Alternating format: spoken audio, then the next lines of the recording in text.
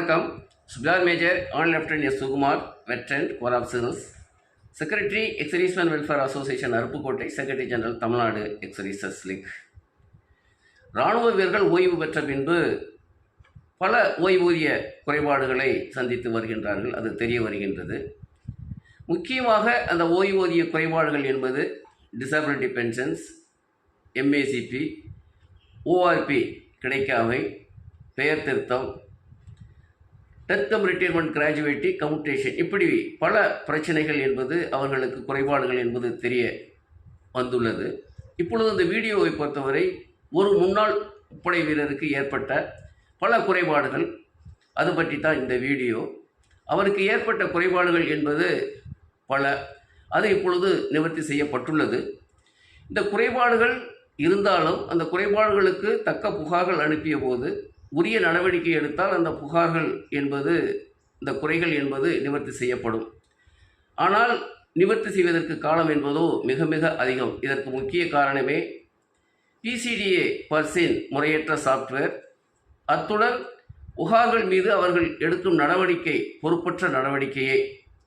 இப்பொழுது இந்த குறைபாடுகள் என்பது நிவர்த்தி செய்யப்பட்டுள்ளது. இதற்கு மிக முக்கிய காரணமே department of pension and pension வெல்ஃபேரால் செயல்பட்டு கொண்டிருக்கும் CPN கிராம், அதாவது centralised pension grievance and monitoring system தான். இந்த CPN கிராம் வாயிலாக எத்தனையோ ஓய்வூதியர்களுக்கு அவர்களது குறைபாடுகள் நிவர்த்தி செய்யப்பட்டு எத்தனையோ லட்சக்கணக்கில் அவர்களது நிலுவைத் தொகைகள் என்பது கிடைத்துள்ளது. ஆகையால் இந்த தமிழ்நாடு எக்ஸர்வீசஸ் லீக்கிலிருந்து CPN கிராம் அந்த அமைப்பை செயல்படுத்தி கொண்டிருக்கும் department of pension and pension welfare அலுவலர்கள், அதிகாரிகளுக்கு மிக்க நன்றியை சமர்ப்பிக்க கடமைப்பட்டுள்ளோம்.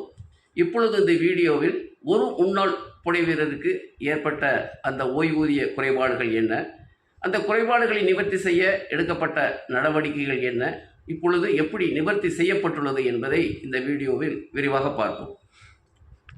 இதற்கு முன்னாடி சம்பந்தப்பட்ட எக்ஸர்வீஸ்மென்ஸ் MACP கிரேட் நாயஸ் வீரர் சொக்கப்பன் அவர்கள் என்ன கூறுகிறார்கள் என்று பார்ப்போம். அனைவருக்கும் வணக்கம். என் பேர் எக்ஸ் ஹவுல்தார் டி சொக்கப்பன். EMEயில் 24 வருஷம் சர்வீஸ் பார்த்துட்டு 2017 டிசம்பரில் பென்ஷன் வந்தேன். தமிழ்நாடு எக்ஸர்வீஸ்மென் லீக், முக்கியமாக அருப்புக்கோட்டை முன்னாள் இராணுவத்தினர் முன்னேற்ற சங்கத்திற்கு மிக்க நன்றி சமர்ப்பிக்க கடமைப்பட்டுள்ளேன். இந்த சங்கத்திற்கு தொடர் உதவிகளால் பல உதவிகளை பெற்று பயனடைந்து உள்ளேன். நான் வந்த பிறகு ஆர்டினரி நெக்ஸ்ட்வேர் மற்றும் MACP நெக்ஸ்ட்வேர் கிடைக்க பெற்று அதற்கான ஊதியம் கிடைக்க இருக்க வேண்டும். அத்துடன் டிசபிலிட்டி ஓய்வூதியம் கிடைக்க வேண்டும். அதுவும் கிடைக்கவில்லை. அதன் பிறகு அருப்புக்கோட்டை சங்கம் உதவியை நாடிய போது சங்கம் தொடர் நடவடிக்கை காரணமாக MACP நெக்ஸ்ட்வேர் மற்றும் டிசபிலிட்டி PPO கிடைத்தது.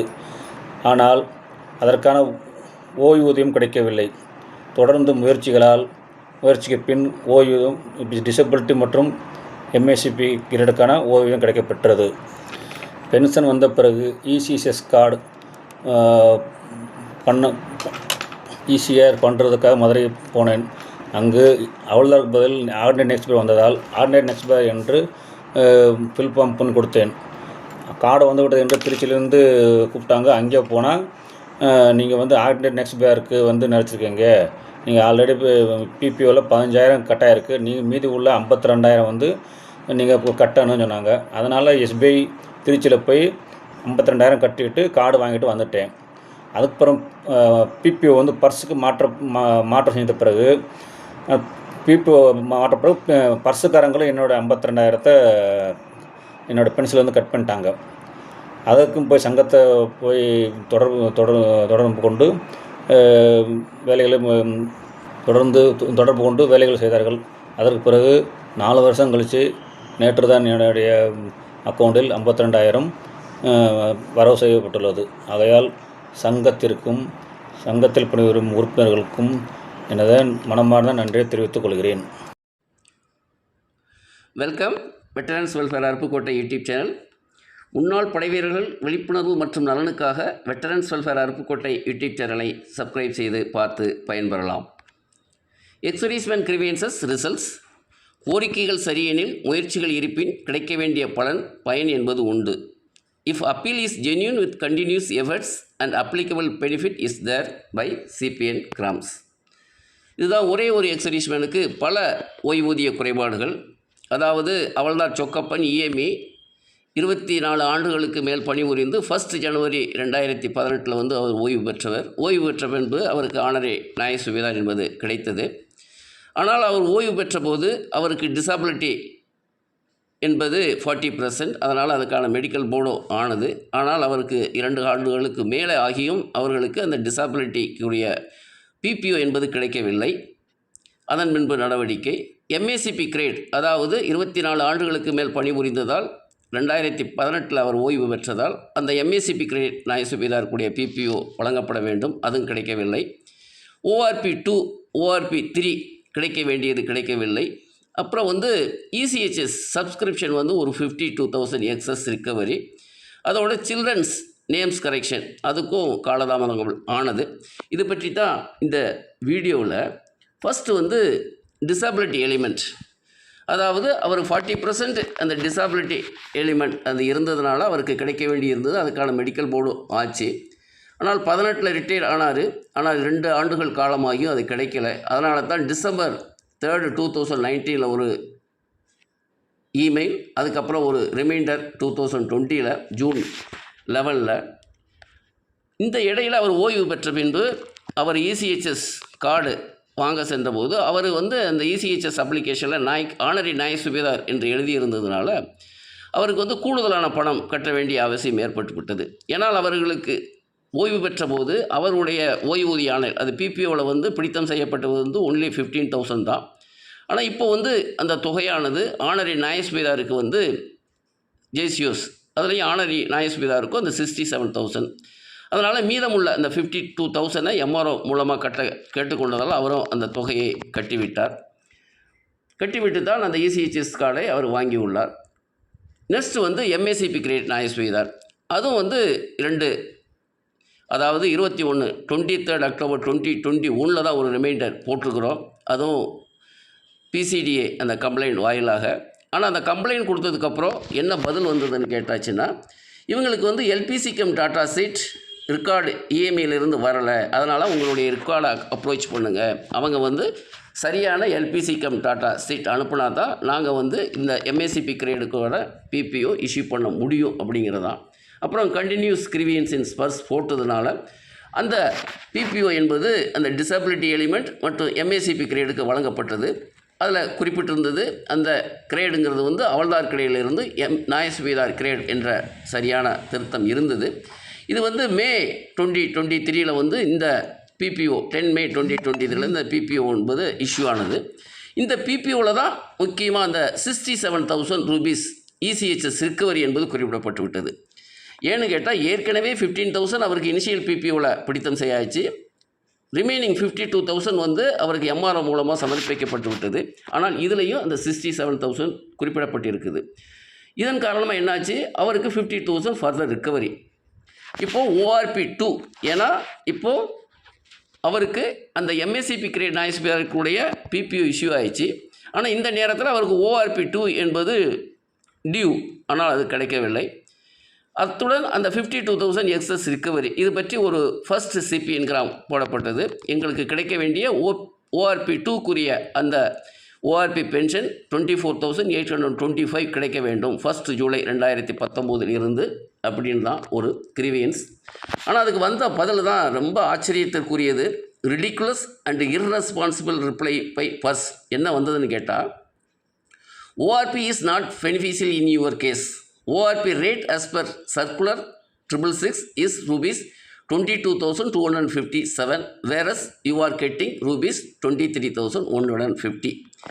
இதே பிசிடிஏ பர்ஸ் தான் 10 May 2023 எம்எஸ்சி கிரேடு நியாய சுவிதாருக்கு அவங்க வந்து பிபிஓ இஷ்யூ பண்ணியிருக்கிறாங்க. அதில் வந்து பிபிஓ எம்எஸ்சிபி கிரேட் நியாய சுவிதாருக்கும் அவங்க வந்து பென்ஷன் ரிவிஷன் பண்ணியிருக்கிறாங்க, அதாவது 23,150. ஆனால் இதில் என்ன சொல்கிறாங்க, இந்த ரிப்ளையில் அவள்தாருக்குரிய பென்ஷனை தான் குறிப்பிட்டு நீங்கள் உங்களுக்குள்ள அந்த ஓஆர்பி என்பது 666 சர்க்குலர் பிரகாரம் 22,257 தான். ஆனால் உங்களுக்கு கிடைத்து கொண்டு இருப்பது 23,150. ஆனால் இவருக்கு இந்த MACP கிரேடு நியாய சுபேதார் அதற்கான PPO கிடைத்து விட்டதால் கிடைக்க வேண்டியது ORP 2 என்பது 1 ஜூலை 2019 24,825. ஆனால் ORP 2 ஆனரி நியாய சுபேதாருக்கு 23,150. ஆனால் அவள்தாருக்கு 22,257. இந்த மாதிரி ஒரு இர்ரெஸ்பான்சிபிள் ரிப்ளைனால தான் அந்த புகாருக்குள் கொடுத்தும் அதுக்கு சரியான ஆக்ஷன் இல்லாதனால தான் இவ்வளோ பல ஆண்டுகள், 1 ஆண்டில் 2 ஆண்டில் 3 ஆண்டு காலத்துக்கு அப்புறம் தான் அந்த ORP 2 என்பது கிடைக்க வாய்ப்பு கிடைத்தது. அப்புறம் வந்து செகண்ட் சிபிஎன் கிராம் வந்து நாங்கள் போட்டது வந்து எப்போ போட்டோம், 12 ஜனவரி 2024 அந்த செகண்ட் சிபிஎன் கிராம் போட்டோம். ஏன்னா ORP கிடைக்கவில்லை என்று திரும்பவும். அதுக்கப்புறம் என்னாச்சுன்னு கேட்டாச்சுன்னா அப்புறம் ORP 2 அண்ட் ORP 3யும் கிடைக்கல, அதுவும் டியூ ஆயிடுச்சு. அதுக்கப்புறம் தேர்ட் சிபிஎன் கிராம் போடப்பட்டது. கிடைக்க வேண்டிய ORP 2 24,825 with effect from 1st July 2019 and ORP 3 at the rate 26,825 with effect from 1st July 2024 கிடைக்கணும். அதுக்கான PPO இஷ்யூ பண்ணுங்க அப்படின்னு தான் தேர்ட் சிபிஎன் கிராம் கம்ப்ளைண்ட் என்பது போடப்பட்டது. இதனால் அவங்க வந்து அந்த PPO என்பது இஷ்யூ ஆயிடுச்சு 8 ஜனவரி 2025. கேட்டபடி ORP 2க்கு 24,825, ORP 3க்கு 26,825 அந்த PPO கிடைத்தது. இதனால் அரியர்ஸ் வந்து ₹1,95,899 10 ஜனவரி 2025 அவர் அக்கௌண்ட்டில் கிரெடிட் ஆயிடுச்சு. இதுக்கப்புறம் என்னாச்சுன்னா C P N gram for excess recovery of ₹52,000. இது 52,000 ஏற்கனவே ECHS சப்ஸ்கிரிப்ஷன் வந்து அவங்க கூடுதலாக ரிகவரி பண்ணிட்டாங்க. ஏன்னா அந்த பென்ஷனர் வந்து ஏற்கனவே MRO மூலமாக இந்த பணத்தை கட்டிட்டார் 2020. இருந்தாலும் அது வந்து திரும்ப கிடைக்கல. கண்டினியூஸ் பர்ஸ் கிரிவன்சஸ் போட்டதுக்கப்புறம் 1 ஆண்டு 2 ஆண்டுகளுக்கு அப்புறம் தான் இந்த சிபிஎன் கிராம் கம்ப்ளைண்ட் என்பது போடப்பட்டது. 10 செப்டம்பர் 2025 போடப்பட்டது. ஆனால் அதுக்கான பதில் வந்தது எக்ஸஸ். அது வந்து 14 நவம்பர் 2025 ஆக்ஷன் எடுத்து your refund of ₹52,000 has been processed and will be paid in next payment cycle வந்தது இன்ஃபர்மேஷன். ஆனால் 15 நவம்பர் 2025 அந்த ₹52,000 என்பது அவர் அக்கௌண்ட்டில் வந்து கிரெடிட் ஆயிடுச்சு. அதை வந்து அவர் மகிழ்ச்சியுடன் தெரிவித்தார். இதில் வந்து கரெக்ஷன் இன் அவருடைய குழந்தைகளுடைய PPO, குழந்தைகளுடைய நேம் கரெக்ஷன் பற்றியும் அந்த PPO வந்துருச்சு. ஆனால் 2019 வந்து அந்த அவர் வந்து பாட்டுவாளர் ஆச்சு. அதுக்கு 2-3 ஆண்டுகள் எடுத்தது. EI கவருக்கும் அதுக்கான சர்டிஃபிகேட் என்பது அவருக்கு கிடைத்து விட்டது. இப்போ ஏன் இந்த வீடியோன்னு கேட்டாச்சுன்னா, இப்படி பல முன்னாள் முப்படை வீரர்களுக்கு ஓய்வூதிய குறைபாடுகள், அந்த ஓய்வூதிய குறைபாடுகள் என்பது புகார் அனுப்பியும் தக்க நேரத்தில் உரிய நேரத்தில் வந்து நிவர்த்தி ஆகுவது கிடையாது. ஆகையால் தான் இந்த சிபிஎன் கிராம் மூலமாக புகாருக்கு மேல் புகார்கள் அனுப்பிய பின்பு தான் இந்த குறைபாடுகள் என்பது நிவர்த்தி ஆகின்றது. ஆகையால் மீண்டும் இந்த சிபிஎன் கிராமை சரியான முறையில் செயல்படுத்தி வரும் department of pension and pensioners officers and ஸ்டாஃப்க்கு தமிழ்நாடு எக்ஸரிசஸில் இருந்து மிக்க நன்றியை மீண்டும் சமர்ப்பிக்கின்றோம். இந்த வீடியோலாம் அனைத்து முன்னாள் முப்படைவர்களும் இந்த வீடியோவை பார்க்கணும். ஏன்னு கேட்டாச்சுன்னா, எப்படி குறைபாடுகள் இருக்குது, எந்த விதத்தில் குறைபாடுகள் இருக்குது, அந்த குறைபாடுகளை நிவர்த்தி செய்ய எப்படிப்பட்ட நடவடிக்கைகள் எடுக்க வேண்டியது இருக்குது. ஒரு தடவை புகார்கள் சமர்ப்பித்தால் மட்டும் போதாது, அதுக்கு கண்டினியூவாக புகார்கள் என்பது அனுப்பப்பட வேண்டும். அனுப்பினால்தான் நமக்கு வந்து இந்த குறைபாடுகள் நிவர்த்தியாகப்பட்டு கிடைக்க வேண்டிய அந்த நிலுவைத் தொகையும் கிடைக்கும். நமது ஆவணங்களும் சரி செய்யப்படும். ஆவணங்கள் சரியாக இருந்தால்தான் பின்பு நமக்கு எந்த விதமான பிரச்சனைகளும் இல்லாமல் ஃபேமிலி பென்ஷன் என்பது சரியான முறையில் கிடைக்கும் என்பதற்காகவே இதுவரை இந்த வீடியோ கேட்ட அனைத்து முன்னாள் முப்படை வீரர்களும் அவர்களை சார்ந்தவர்களுக்கும் மிக்க நன்றி. வணக்கம். ஜெய்ஹிந்த்.